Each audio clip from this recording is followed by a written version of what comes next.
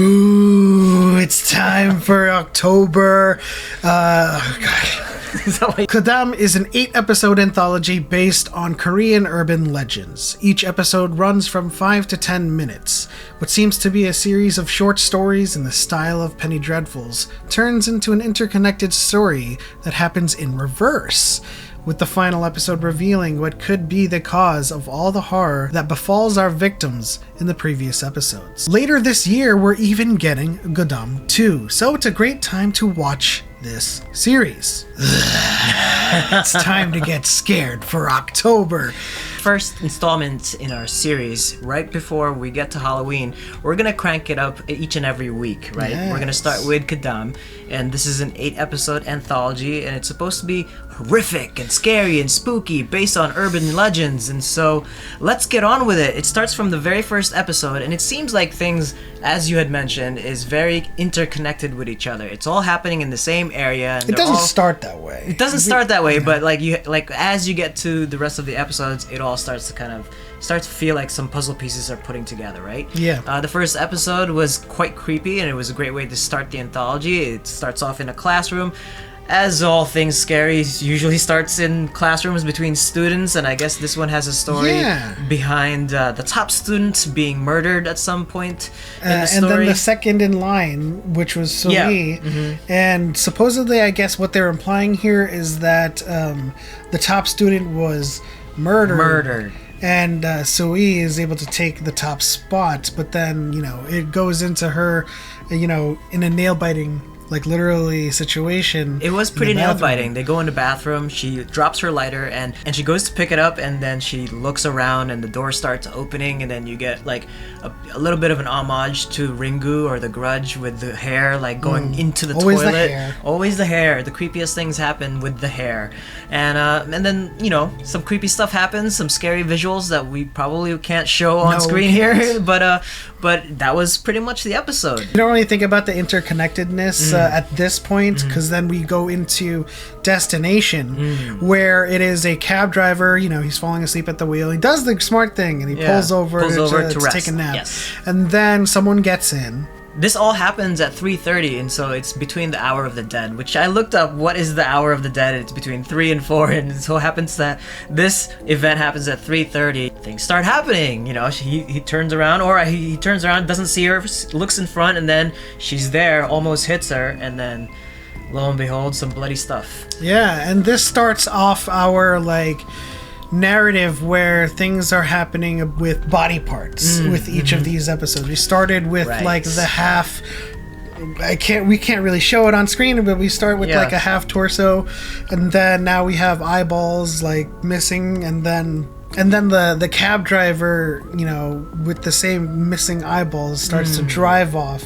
And then that starts to kind of drop little hints of some connections here. And the next one kind of reminds me of some jokes that were going around the internet of people getting spooked in their houses. Kind of reminds you of paranormal activities with this one, but then it wasn't the scariest or creepiest one, but the interesting part of it was when she started to kind of try to take a face filter pic on her phone, and all of a sudden the face filters started to populate all over the screen, suggesting that there were ghosts around.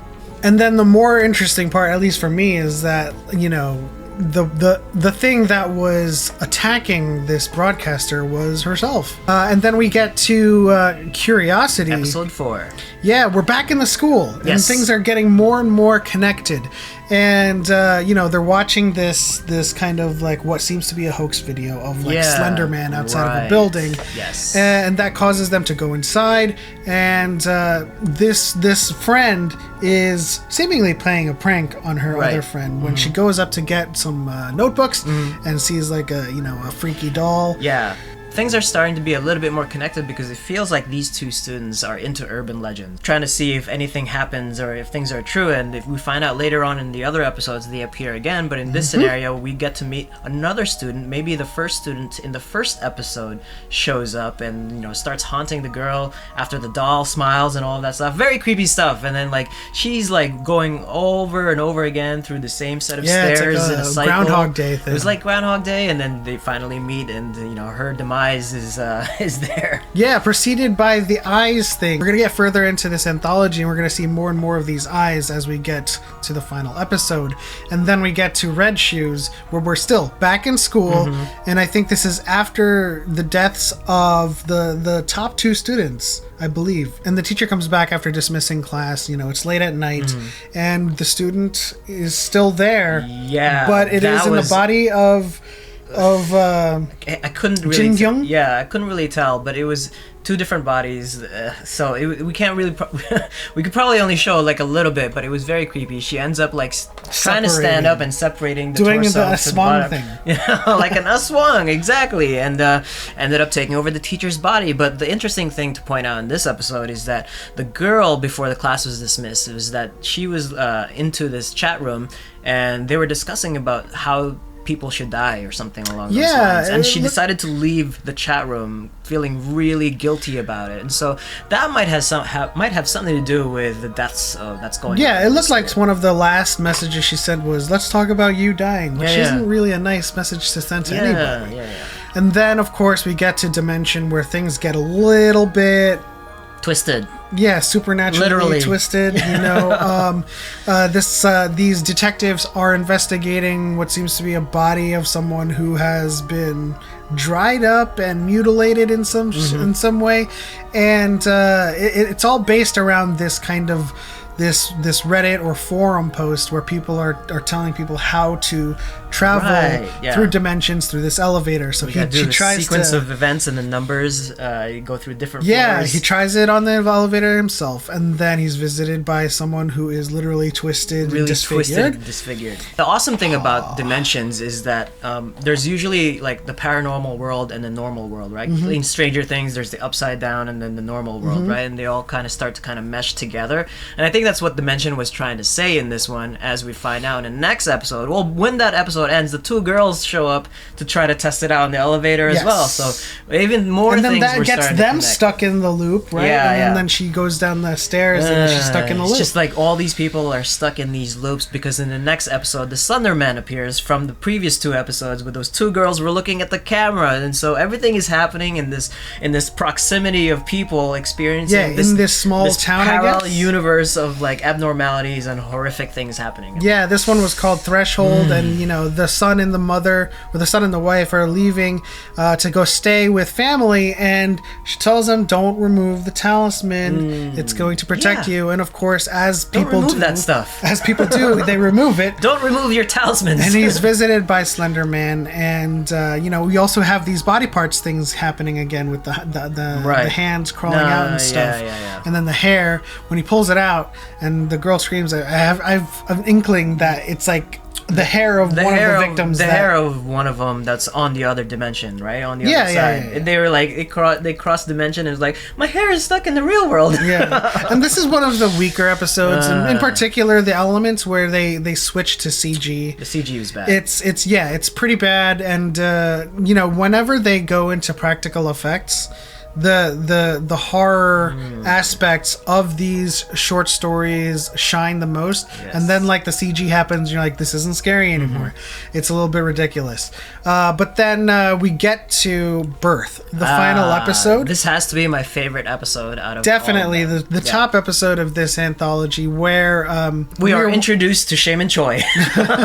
We see article clippings of shamans who abduct children and then starve them and then kill them to steal their spirits, and it seems like this is what this shaman is doing. She ends up being the shaman that's murdering all of these kids, sticking them in some kind of this huge urn, and then using them to kind of propel her shamanistic powers, right? So she meets a bunch of clients, like she kind of like consults them, gets paid lots of money.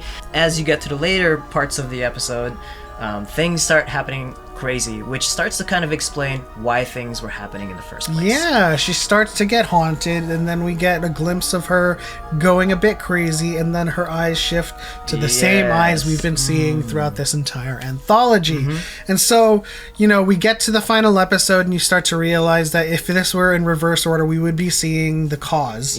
All the way up to, you know, Sui and what she experiences in the bathroom. Right. Yeah, it was all kind of, it pays off really nicely. quickly because it was just kind of like, oh, so this is how it all begins. It all starts with this shaman doing some crazy sadistic stuff, and then everybody else in that proximity or in that area is affected by it with gruesome murders and deaths. Yeah, if I had a recommendation for you guys, I would say don't kill people. You'd be a little bit nicer. This is kind of like the appetizer in our series here. As we get closer to Halloween, we're gonna try to explore scarier stuff. I would say this wasn't very scary. I think like as an anthology, there isn't enough for you to like sink your teeth in long enough. The tension doesn't build. Right, because it's like 5 to 10 minutes long. But and then they get the CG. Yeah, but the visuals, the concept, the urban legends, it makes you think twice about those types of things because as children, we tend to like, explore some of these things like Bloody Mary, No, I'm already like getting goosebumps just thinking about doing that in front of a mirror. Yeah, so definitely some weaker moments in this anthology, but on the whole, I think it's interesting to watch, and it kind of succeeds in giving you like this Memento style of like sequence of events that leads to the origin point. And if you're looking for some gore, if you're looking for some thrills to start out your October Spook Fest, this is one to start. And we're gonna get later this year Goedam 2. So we'll probably revisit the series and see how they've improved and see where the story goes, and if they keep the bottom down or the bottom up treatment the of reverse the episodes. order, The reverse order. But that'll do it for our first recommendation for things to watch, scary things to watch in October. If you enjoyed this video, please leave a like and subscribe for more Asian entertainment and K-pop reactions. Hit the bell icon to turn on notifications. But as always, this is what we're watching this Sunday. We'll see you guys in the next